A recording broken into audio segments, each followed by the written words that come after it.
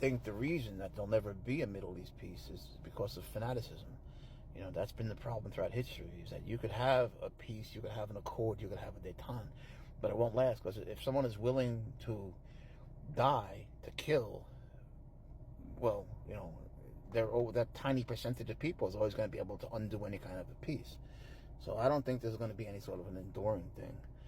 I know that you know, you're like an optimist. You're more, you know, you see everything in a good way. You get excited about everything. And, you know, me, I'm a little older than you, so I feel like, you know, there's never been a time in history when there's been peace in the Middle East. And it's hard to imagine that this will last.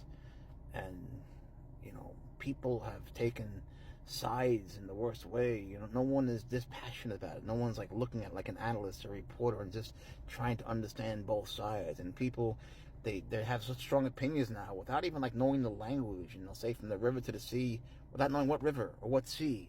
You know, I think it's good that they're learning, but they're not learning anything in depth. It's like a very shallow knowledge. And it was good to see, boy, the hostage being released today.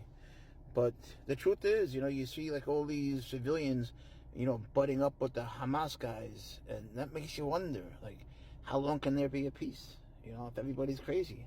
And you have this crazy right-wing Likud government in Israel. It doesn't help, right? I don't know where you stand, but I think you would just play with everybody. You have the right idea. I love you. Guy loves you.